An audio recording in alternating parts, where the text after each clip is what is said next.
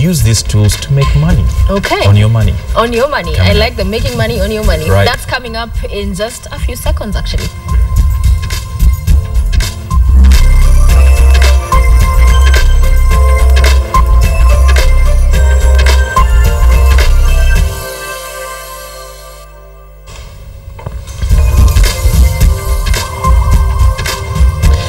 And welcome, good morning. It is the Tuesday morning, and as you know, every Tuesday it's time to talk about your money. As I alluded earlier, we're talking about how you can make money online.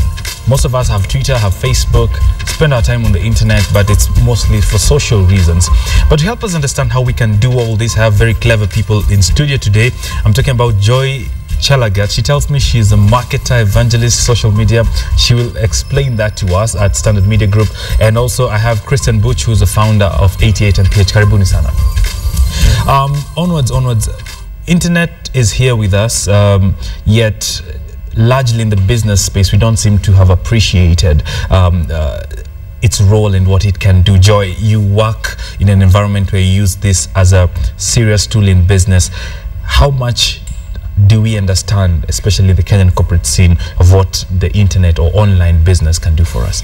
I think you've alluded to the biggest question that there is. People do understand that there is the aspect of online business, but they don't understand how to go online or how they can actually make money from online platforms. So that's where the biggest problem is. So you'll find that many of these people would want to have someone come in. I know many corporations actually have consultants who come in and do it for them because they're like, this is too hard for us to learn, or it's very outlandish, or some completely shun it altogether.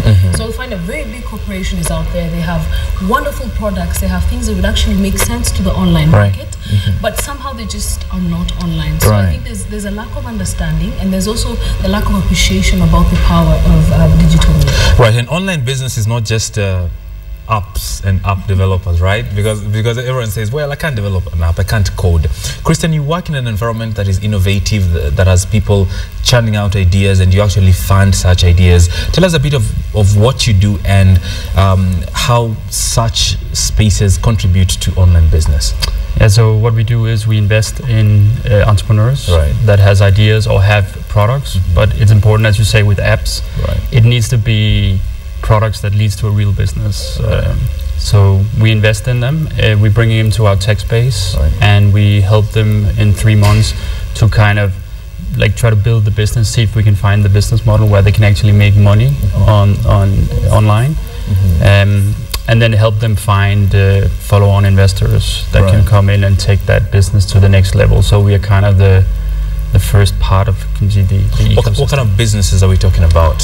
So it's all kinds of businesses, but mostly we're looking at, of course, we're looking at businesses that can disrupt, that can use mobile technology to enter a market.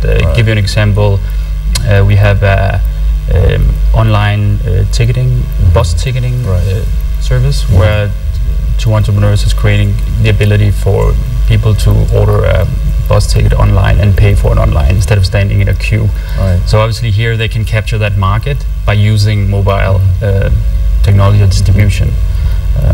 So this is what we look for. We look where will mobile or internet, where will it disrupt? Where can we go in and take, invest in companies, and that can go in and take market share from existing players. Right. So we have Kresten, who's trying to create a space where actual businesses can happen, and Joy, you're trying to encourage people already in business to use these tools. Joy, what are the kind of trends we're seeing in online business in Kenya currently, and how much more needs to be done to leverage on this tool? All right, right now what we're seeing is many companies are rushing to go online. And we all remember when there was this KBO project where they were trying to get any SME online and trying to tell you, you can create your own website and get on. We also find very many people opening Facebook pages and Twitter handles, and they just want to now start communicating with people. But the problem is people rush to that, but they don't actually think through the process. So you'll find that someone rushes and has, I have my own website. When you go visit the website, it's just a normal template. It's not customized in any way. Number two, it's very hard for you to navigate the page. You can't get the information. For example, if I want to invest in the online ticketing, or if I want to take part in, maybe if they have a service that they're having on the site, like the online ticketing, I go to the site and I'm wondering, okay, where do I order? Where do I, how do I pay for these things like that? So you find people rush to the online process, to the online business, right. but they don't necessarily think about how will the user use this or how does this add value to the business. Right. Kresten, your comment on how the existing businesses are leveraging on that, and of course, before we get to the people who actually develop from scratch, are you happy with the kind of situation in Kenya right now and how corporates are attempting to leverage on online? Well, of course, we see ourselves as more competing against corporates, but right. you mean in corporates in terms of, we can see that for us, like the Safaricom's, the Airtels, is now starting to look at, you know, they need to generate traffic because this is basically where they, you know, where they will make the money because they want to have people use services online. Right. So we're seeing definitely the telcos moving towards wanting to work more in this space to create, because it's important for their, you know, next big revenue stream, which will be data and not voice. Right, Joe, you have the figures. People, when we talk about online and how they can leverage, they think, well, social media is just about fun and games and all that kind of a thing. In terms of figures, in terms of using online as a revenue stream, how real is that? Online, actually, there's two things. There's a difference between online media and the kind of like the traditional media that we have. Right. Whereas a newspaper may have a circulation of several 100,000. This is basically a blanket number. You're not so sure how many people within that number are directly interested in your business. Right. Now, one of the things that online does, you might find a website may have like, if I may give this sample of one of our websites that we have is sde.co.ke. It's an entertainment website. Now, we usually average around 7 million page views. Right. When I say page views, I mean that when someone logs onto the site, that one page that they see before they click on another, and that's a page view. Right. So if we have 7 million page views per month, that means that 7 million, actually 14 million eyeballs will see that particular page. Right. But aside from people being able to see that page, we'll be able to tell you that we can ensure that the kind of people who see your page are your direct target market. Right. So you actually get... So it's not just anyone who clicks. It's not just anyone. If right. you tell us, for example, you come and you tell this website, I'm interested in business people, we'll tell you, okay, fine. We'll ensure that your ad appears on our business pages. And when it appears on our business pages, you get your target market. Right. So it's more effective marketing. So the numbers are there, yes, but the other additional thing is a value that you get. If I may give another example, even when it comes to social media marketing, you might find like you have niche sites or niche pages. So I have a page which is basically like KTN Business Focus.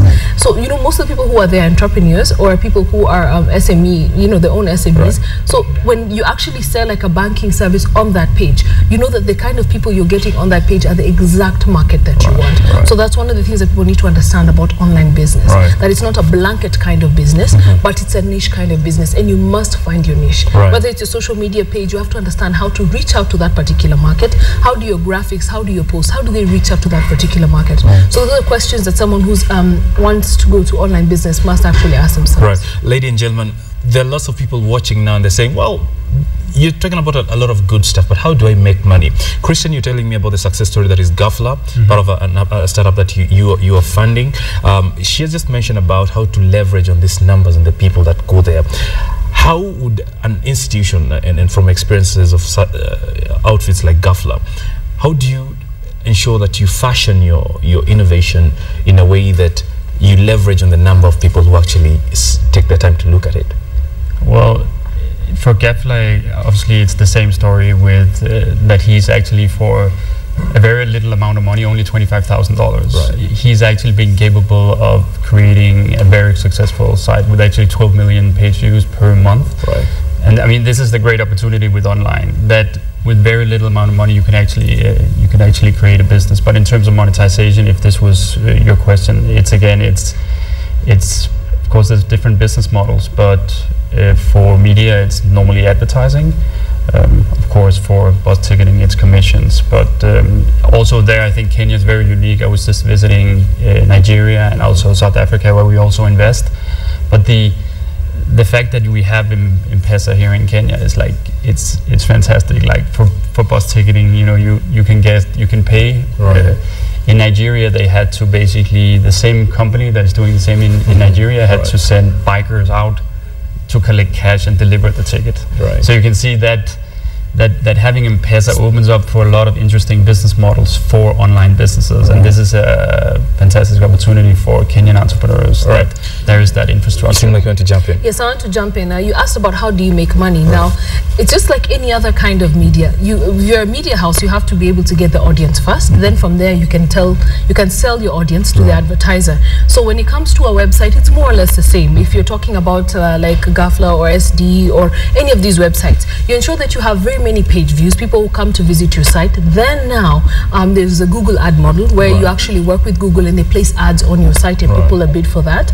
But there's also the direct sales model where you actually go and pitch to Tunya and I tell you, Tunya, my page, it's business people and so on. Since you do my business or your money every morning, I can assure you that every time before your shows goes on, or maybe the whole day before your show goes on, I'll have Boni Tunya on your money. Is this number of clicks or just anyone who glances at it? It depends, because I told you the best thing about online is the way you're able to tailor the business solution. You could actually geolocate and you could tell me I want people within Nairobi, I want people within Kenya only to see it. Or if my show is like Africa Speaks, which I want the whole of Africa, I could actually ensure that any person who logs onto this page from the whole of Africa is able to see the ad. So those are some of the advantages. That one thing I keep saying is that digital business is all about solutions, bringing solutions to problems that we see. So it depends on how you do it. Yes. Great. We need to tie this up by looking at how those people watching us right now, online or otherwise, can actually leverage on this. So, Kresten, I'll start with you. I understand there's a demo day coming up. What would be your recommendation in terms of how can young people, because if we're to target young entrepreneurs, how can they jump on this opportunity that is online business currently? I think that they need to not just think about let's just do something online. They need to look at, is there a real problem that online can solve?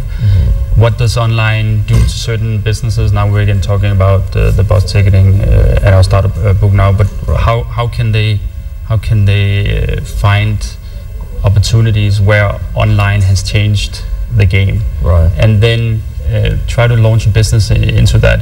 It's not just about let's go online, make money. No, as you say, online is a business like anything else. But the online is an opportunity because it's created a disruption in the market. And it's an opportunity for entrepreneurs with very little amount of money that hopefully we can provide them to capture on this market opportunity. And we meaning 88 MPH, they can go online and get you.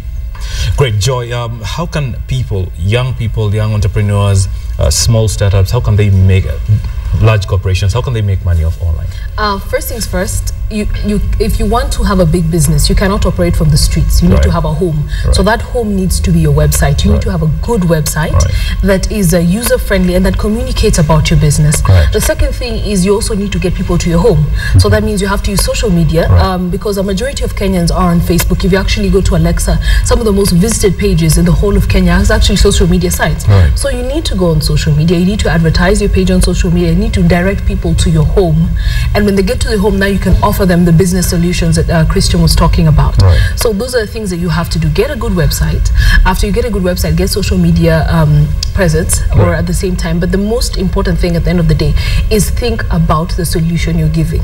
Think about how you, as an entrepreneur, as a business, as a corporation, how are you able to serve people? Because it's not enough to open up an office, but you need to have people coming in and out of your office online. So that's what I don't understand. What's a no-no? What is this thing that Kenyan business people or just entrepreneurs do that is so wrong that blocks them from breaking it? It's assuming that the same people that you meet on the street is the same exact online, the same exact audience that you meet online. I'll give you a very good example. The people who visit our webpage and the standardmedia.co.ke, the newspaper site, the people who visit that site are very different from people who buy the paper. You might find that there's a section that actually intersects, but you'll find that the younger people, so if I come on the site, I'm going to read that article, that page for about 2 minutes, 2-3 minutes. That's the average bounce rate that someone will actually go on the site. Now on the paper, how long would I take to read the paper? So if I'm going to take 2 minutes on your site, you cannot write 500, 600, 800 words about your product. Make it short, make it concise, make it quick. Understand your online market and give them what appeals to them. You can't just use a blanket kind of old marketing techniques. Kresten, take us home. What's a no-no for you, and especially for entrepreneurs coming on to 88 MPH, trying to get a funding and stuff like that? What is this thing that they always get wrong? Always it's a lot, right? Oh yeah. I think a lot of people think it's all about like the great idea, and what we like to invest in, we like to invest in teams.